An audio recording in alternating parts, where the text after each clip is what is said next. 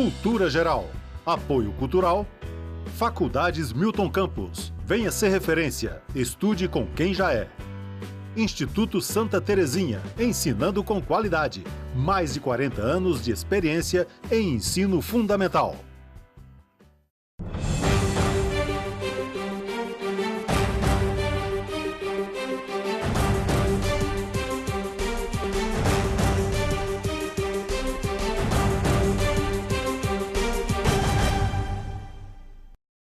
Muito boa tarde, começando agora mais um Cultura Geral, ao vivo, né? E a cores aqui no canal 6 da NET, na TV Banqueta.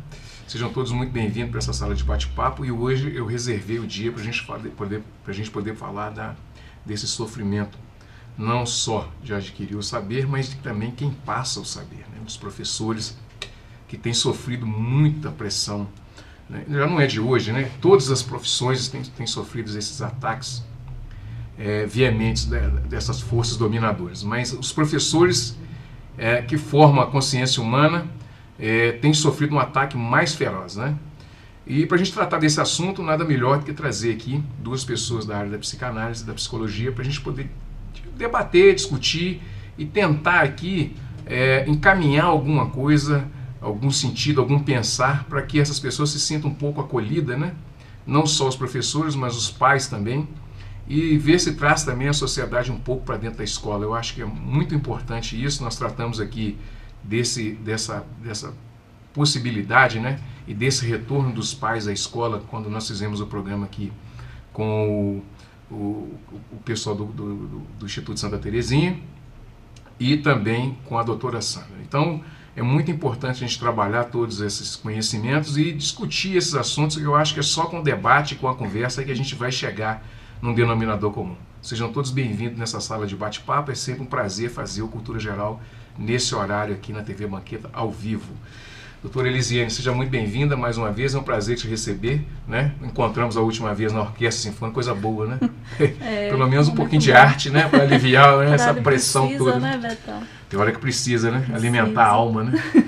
Quero te agradecer novamente o convite e te parabenizar também por esse espaço, né? Falar sobre esses temas é importantíssimo. Pois é, e hoje vou levar a caneca, né? Hoje vou levar a caneca. Eu tô pedindo. Ó, Manel não vai levar a caneca, não. Eu falei que tem que fazer igual, Tem que ser três igual o campeonato brasileiro. Só leva depois da terceira vinda.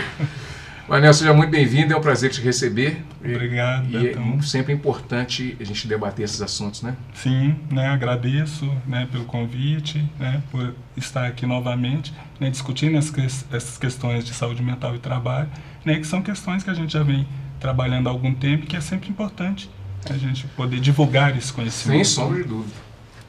Lisiane, como é que nós podemos entender o sofrimento dentro de sala de aula hoje? Então, Betão, para a gente entender esse sofrimento, né, dos professores, a gente precisa entender também algumas categorias, assim, porque as várias formas de contratação, né? Tem aquele professor que trabalha no setor público ou o professor do setor privado. Tem o professor de ensino fundamental e o professor de ensino superior, né? E o que a gente percebe que todos sofrem, mas existem as especificidades, né, do trabalho de cada um. Por exemplo, o professor que é da rede privada, né, talvez ele sofre um pouco de pressão um pouco maior que da rede pública, porque o professor concursado ele tem uma estabilidade, né, naquele trabalho. Então, ele tem uma certa garantia que ele não vai perder o trabalho, o emprego. Já o professor do ensino privado já tem, além das questões de pressão, né, que sofre o professor também da rede pública, ele ainda tem essa questão dessa instabilidade. Ele não sabe em que momento que ele pode ser mandado embora, né? Então tem as cobranças, as pressões, né? E acho que algo em comum com esses dois setores, acho que é a questão do professor tomar muitas responsabilidades, né? O professor do ensino fundamental, ele se tornou quase que a família do aluno, né? Ele que fica com a responsabilidade de educar aquele aluno, de prestar atenção.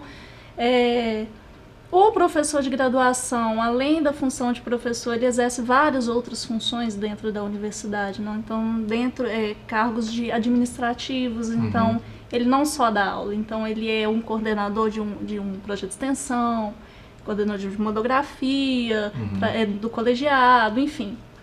Exerce várias funções que nem sempre estavam dentro da formação dele. Então, mais trabalho. Então, o que a gente percebe no sofrimento, se for um professor de ensino fundamental, a gente observa muito uma questão do que a gente chama na psicologia do trabalho de impedimento da atividade. O que é isso? Atividade é tudo que a gente realiza e não realiza também. Tudo que a gente faz, deixa de fazer o que a gente pensou em fazer e não fez.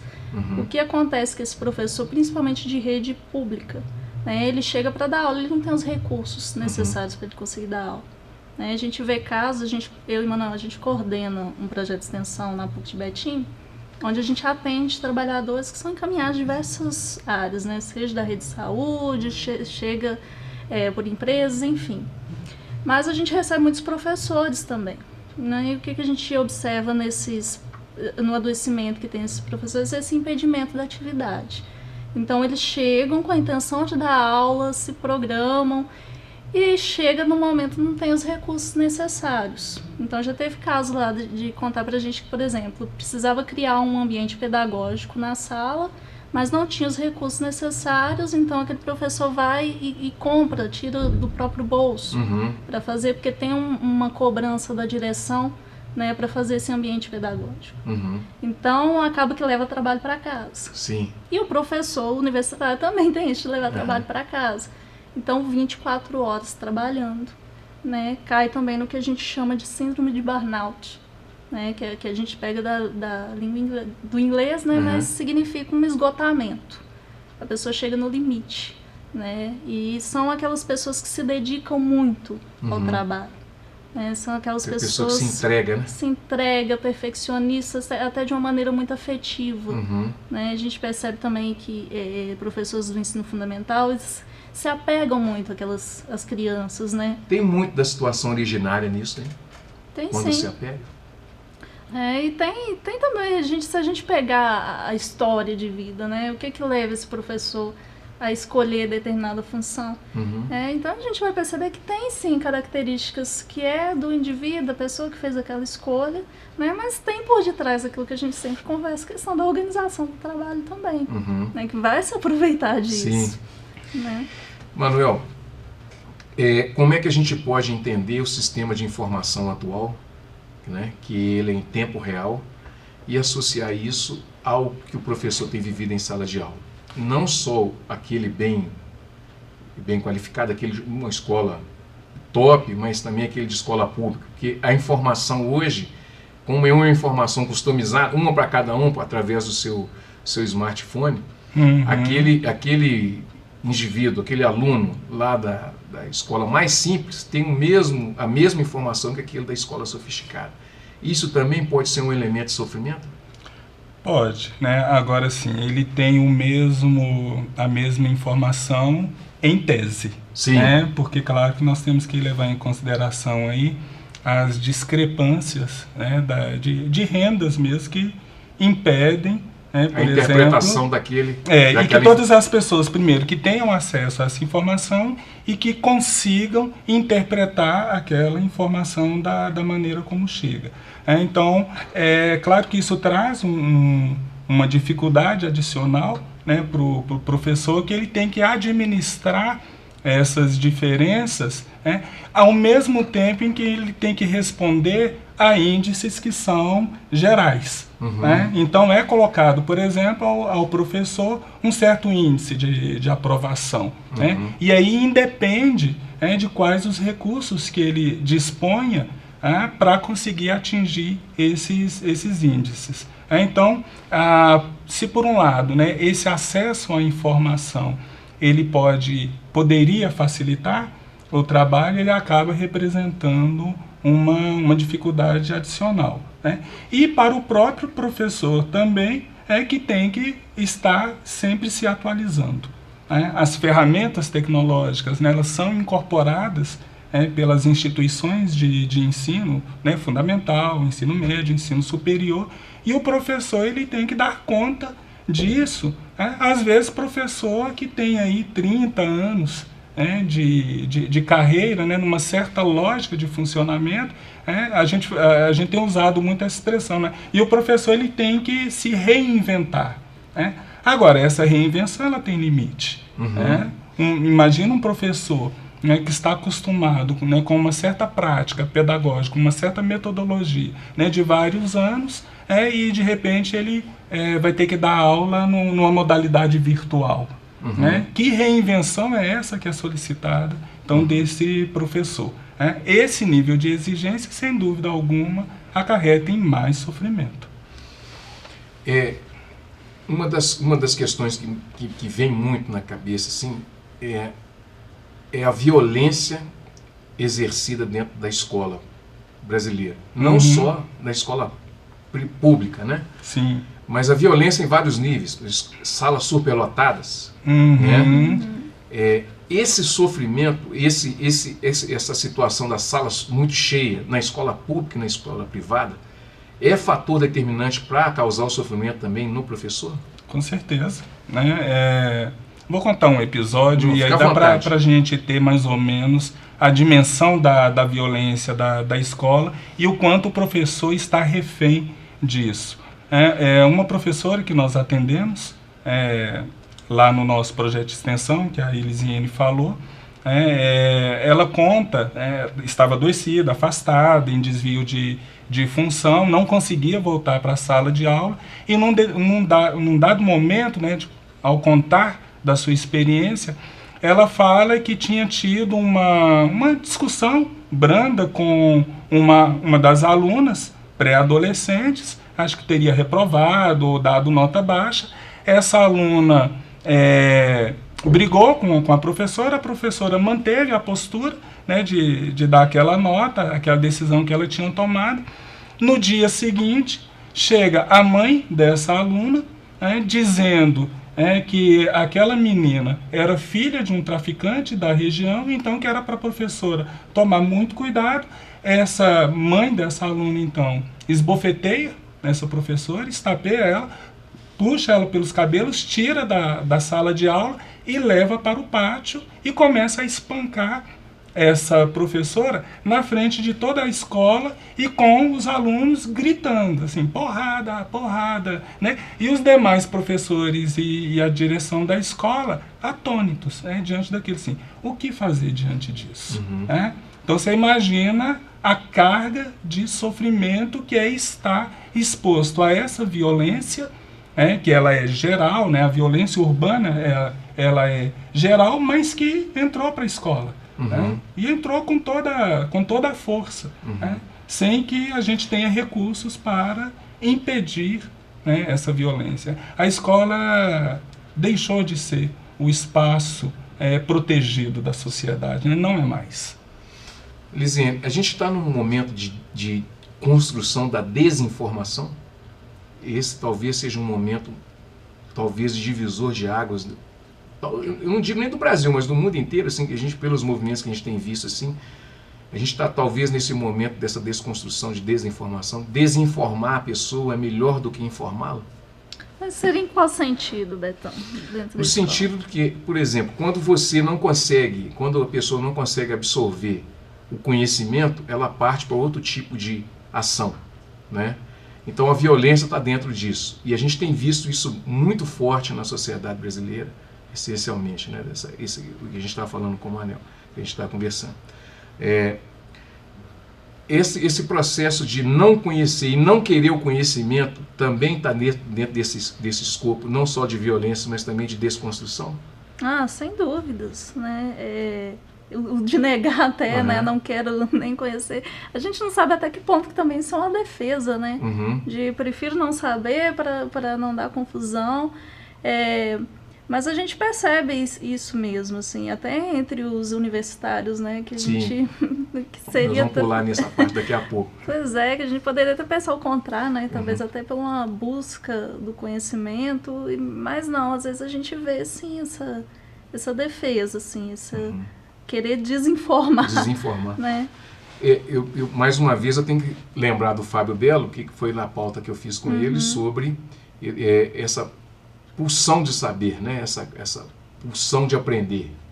E ele falou muito do Bourdieu e tal. Agora, buscar o conhecimento, a gente tem uma situação muito forte na academia, que é o suicídio de alunos e o quanto que isso mexe com o professor. Por exemplo, quando um aluno do doutorado, por exemplo, suicida, né, por causa do sofrimento, por não dar conta daquele sofrimento, né, de saber tanto, né, e descobriu tanto que não sabe, né.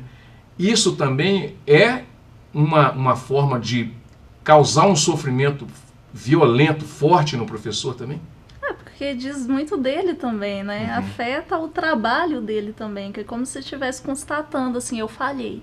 Onde eu falhei? Né? Porque talvez o professor também, não só professor, em várias profissões, né? Existe até algo que eu trabalho até na minha dissertação de mestrado, que é algo que a gente chama de heroísmo.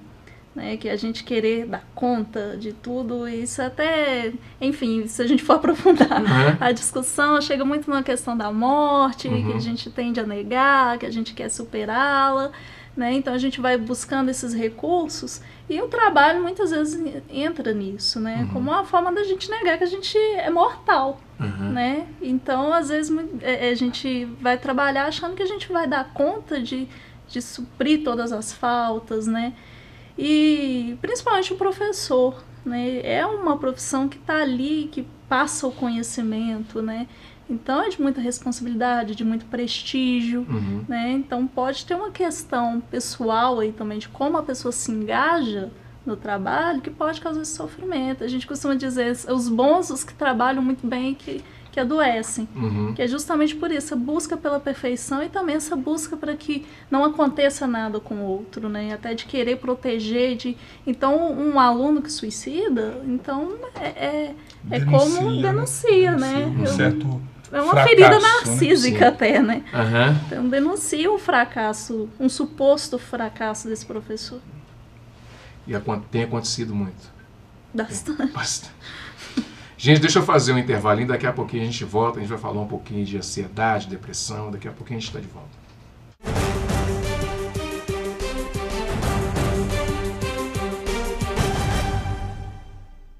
Cultura Geral. Apoio Cultural.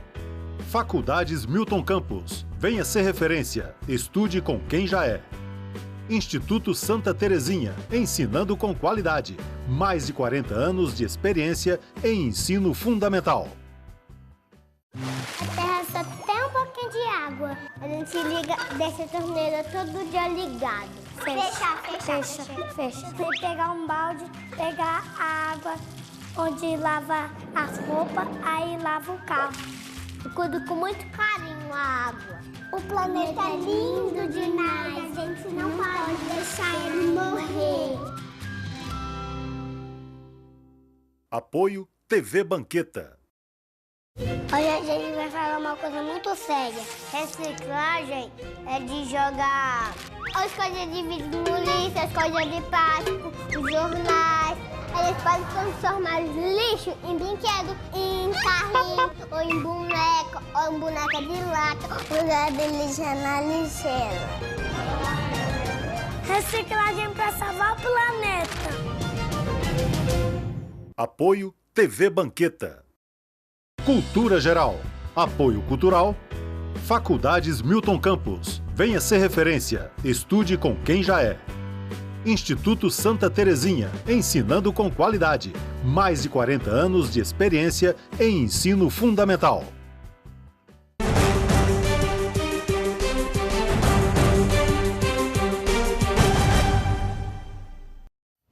Bom, de volta com Cultura Geral. Manuel, deixa eu te perguntar, quanto é que tem de ansiedade no mundo da educação, dos professores, de passar o conhecimento, de passar o saber? Esse quanto é que tem, né? É difícil de mensurar, dimensionar, mensurar, quantificar. Né? O que a gente pode dizer é que tem muito. Né? Assim, tem aparecido com muita frequência essa ansiedade, assim, né? Você tem uma expectativa, né? Você cria uma expectativa de transmitir um certo conhecimento, mas tem um outro lado ali para receber esse conhecimento e que às vezes não está muito disposto a isso, né? Ou pelo menos da forma como tem sido proposto pelo professor. E isso vai gerando uma carga de ansiedade, né? E ao mesmo tempo os prazos, né? Sempre exíguos, né? Sempre curtos, a sensação de estar sempre devendo, é uma nota que não lançou, né? Um trabalho que não corrigiu, é uma prova que não elaborou, né? Tudo isso vai gerando ansiedade, né? Sobretudo com relação a prazos, né? Tem um psiquiatra francês, da outra vez até eu já tinha falado dele, né? Louis Le Guin, que ele fala dessa questão da aceleração da nossa sociedade. Ele está falando isso na década de 50. Né? A gente imagina de lá para cá o quanto que o mundo já acelerou. Né? E ele vai dizer que a questão da velocidade é uma chave para a gente compreender o sofrimento psíquico, o adoecimento psíquico, no caso relacionado ao trabalho. Outra coisa, Manel, que eu queria te perguntar. As estruturas que formam esses professores, né? As estruturas que têm esse saber para poder passar, que não é um pensamento sul-americano, né? É um pensamento normalmente europeu, alguma coisa nesse sentido, ela não ensina o professor, de fato, a lidar com suas frustrações, né? Esse fator pode ser também determinante para a causa do sofrimento, ele não entender aquilo que é de um processo, por exemplo, de alteridade, uns meninos que são mais agitados, outros que não têm uma formação familiar, né? Outros que têm essa formação familiar, mas, por exemplo, vem de um processo de alteridade misto, né? Que está no berçário desde novinho, é criado por outras pessoas que não os pais e tal. Isso também seria um elemento de sofrimento dos professores também, que não tem essa formação ou que não se atentou para isso na sua formação pedagógica?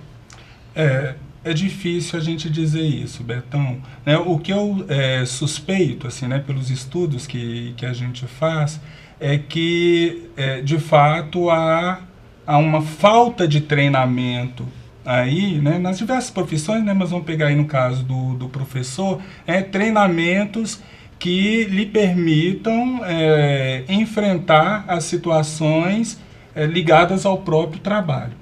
Né? Agora, nesse contato com o outro, né, que é o aluno, é difícil a gente dizer se haveria um treinamento, né, que o capacitasse a lidar melhor com as frustrações. Né? Isso a gente vai aprendendo no próprio cotidiano, né, no exercício da atividade. Um suporte muito importante para adquirir essa competência, essa habilidade, né, de lidar com essas frustrações, é quando a gente se apoia no que a gente chama de coletivo de trabalhadores.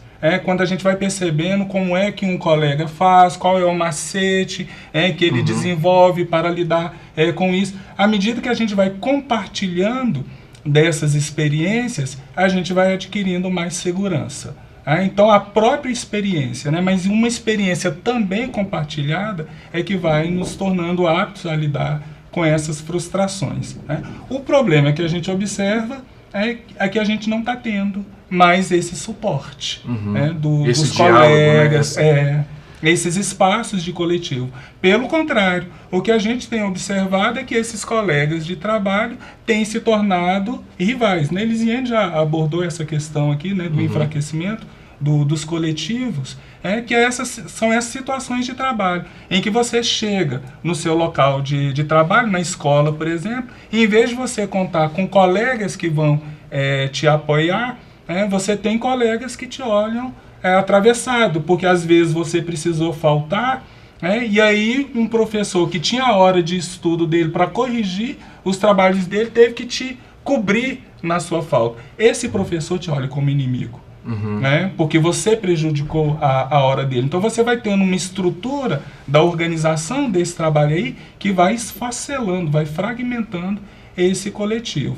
Né? Você sozinho na sua própria atividade, como é que você vai adquirir então essa habilidade de lidar com as frustrações? Você está sozinho.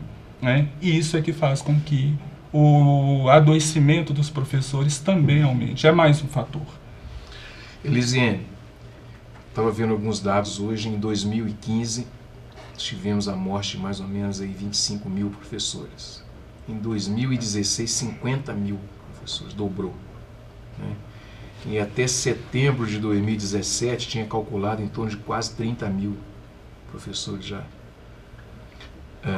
suicidados, que tinham suicidado. Suicídio? Nós estamos vivendo um momento de pulsão de morte também na educação. E eu gosto de pensar esse fenômeno que tem acontecido de uma forma muito sistêmica, sabe, Betão? Porque não tem como a gente não pensar esse fenômeno não olhando para a crise que tem acontecido, né? Por todo esse movimento da questão mesmo da organização do trabalho, as mudanças, né? Então tudo está relacionado a levar esses professores ao ato, né? A pensar em suicídio, a própria síndrome de burnout, né? Que é diferente de uma depressão.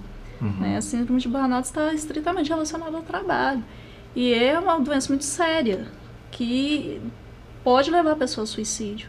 Porque ela chega num momento, numa fase, num grau de estresse que ela não dá conta. Né?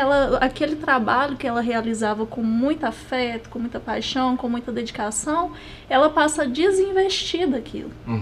Né? Passa a desinvestir completamente. As pessoas estranham, nossa, mas fulano trabalhava, né? Era dedicado, era aquele professor que amava, que ia para a sala de aula sorridente, e agora não está nem aí, só vai lá dar a aulinha dele mais ou menos. Né? Então começa a ter essa mudança, porque a pessoa não é que nem ela não quer investir, ela não dá conta de investir. Então vai minando as forças até chegar o momento que ela pensa em cometer o suicídio mesmo. E é uma profissão que perdeu muito do status, né? Se a gente pensar que há algumas décadas a profissão de professor, né, era aquela que gozava de uma certa respeitabilidade, né? Ela já foi considerada uma das profissões de maior prestígio social, ao lado do corpo de bombeiros, né? Que é tido assim, né? Uma profissão que salva vidas. Né? Então ela estava ali ao lado, né, das profissões com maior prestígio social. Nas últimas décadas, o que a gente vem percebendo é que essa profissão perdeu significativamente esse prestígio. Tem algum remédio que a gente pode usar assim, teórico, para a gente poder melhorar essa condição? Olha, a gente trabalha muito a questão das clínicas do trabalho. O Manuel citou alguns conceitos aqui que vêm da clínica da atividade, que é muito trabalhar mesmo esse fortalecimento do coletivo. Né? Então, acho que dentro das instituições precisa ter um momento, reuniões que não são só para falar sobre o trabalho enquanto o administrativo, né? Mas fazer isso que o Manuel falou, né? De confrontar no sentido, como é que você faz? Eu estou sentindo que assim está difícil, e fazer essa troca para ter esse fortalecimento coletivo e evitar esse tipo de competitividade, né? Para que a pessoa não se sinta sozinha, né? Para que o colega que adoeceu, ele poder contar com o outro colega, de ter um momento também dentro da instituição para falar sobre isso. Ô Manuel, tá faltando mais teatro de arena para as pessoas debaterem as ideias? Muito provavelmente. Muito provavelmente, porque a gente desenvolve a partir do confronto de ideias, né, das controvérsias, que são geradas, né? É isso que faz com que a gente se mova e saia do lugar. Né? E aí a gente precisaria, nos espaços de trabalho, por exemplo, a gente ter a oportunidade de ter também confronto de ideias. Agora, claro que isso também não pode ser feito dadas as condições atuais, né? Porque se você cria, por exemplo, um espaço numa escola, nessa estrutura hoje, né, de extrema competitividade, sem laços de solidariedade, em vez de ser a arena de debate, você vai virar, aquilo ali vira uma grande guerra. São gladiadores ali, se degladiando até a morte. Então não é apenas o confronto, mas é sobretudo com que objetivo, né? Para que confrontar as ideias? Justamente para a gente poder desenvolver. Que eu acho que mais que trabalhar quem está adoecido é trabalhar com quem está adoecendo, que é o trabalho. Né? Você vê que é o trabalho que está doente, né? E que está adoecendo as pessoas. Então, talvez nessa perspectiva, né, de trabalhar com esse trabalho que está adoecendo. Agora, uma coisa interessante. Em tempos atrás, a gente usava, tempos outros, né, usava uma forma de aprender da forma vertical, né? Era do professor para o aluno, né? E não tinha essa troca. Hoje, ela é de uma forma horizontal. Talvez as pessoas não estão sabendo lidar com essa forma horizontal de passar o conhecimento, porque ela pode tanto vir do professor como vir do aluno também, essa troca. Estruturas novas, né, ou formas novas de lidar com os fenômenos humanos pressupõem novas estruturas também.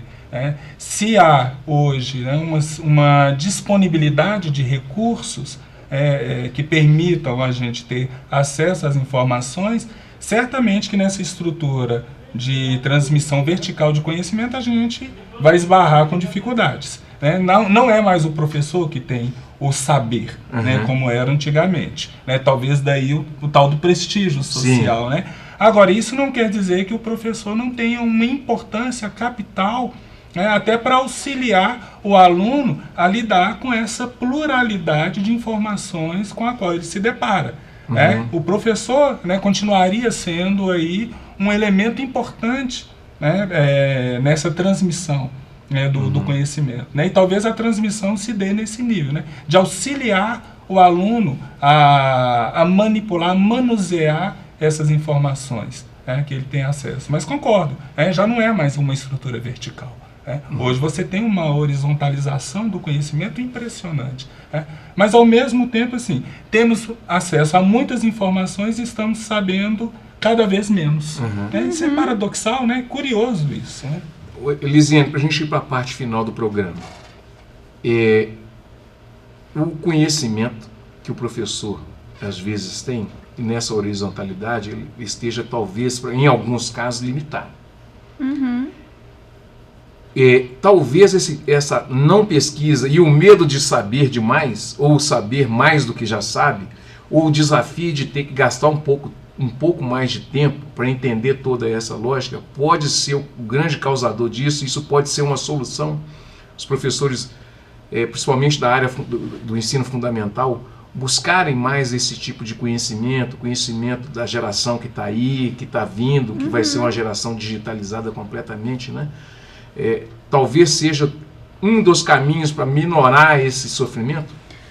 Sem dúvidas, né? Acompanhar a transformação, né? É lógico, a gente sabe que não é só isso, não é só aqueles alunos ali que estão diferentes de em tempos atrás.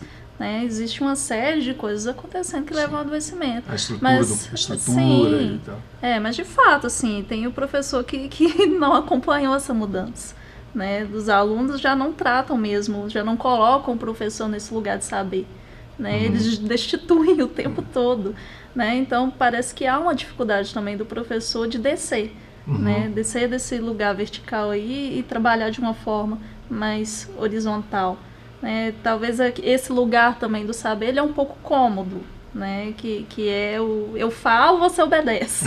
Né? Então tem sido um desafio para o professor também, né? De escutar esse aluno só que a forma como vem também é difícil, né? Sim. É complicado então fazer essa mediação, mas se o aluno já vem de uma forma confrontativa e o professor também não quer sair desse lugar do saber, aí vai bater de frente, né? Então precisa alguém ceder, né?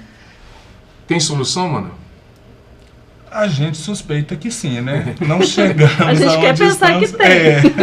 Até para a gente continuar né, trabalhando. Nós chegamos aonde estamos, não foi por acaso. De alguma forma, nós construímos, né, essa história que nós vivemos hoje. Então, a humanidade faz opções, né, embora nem sempre conscientes, nem sempre claras, mas são escolhas que a gente vai fazendo e que nos trouxeram até aqui. E isso nos faz acreditar também, né, que é possível pensarmos em outros caminhos que não esses. Né? De qualquer forma, as soluções elas não serão simples. Não, a gente não pode alimentar a ilusão, né, de que a gente vai conseguir resolver problemas complexos com medidas simples. Então, uma grande dose de tolerância à frustração é fundamental, persistência, perseverança, e a minha orientadora, ela usava sempre essa expressão, né? É um trabalho de formiguinha. Então a gente tem que fazer o trabalho de formiguinha. A luta continua. Sim, com certeza. Bom, gente, chegamos ao final do programa Cultura Geral. Passa muito rápido, né? O programa bom passa igual um foguete, né? Deixa eu dedicar esse programa a uma professora que eu tive, que chama Silvia, Dona Silvia, né? Vou dedicar esse programa a ela. Saudosa e querida professora, Dona Geralda também, que foi minha professora do ensino fundamental. E os professores da Faculdade Milton Campos também, né? Sofri igual um cachorro, mas tá tudo certo. Um grande abraço e até amanhã, se Deus quiser, com mais Cultura Geral.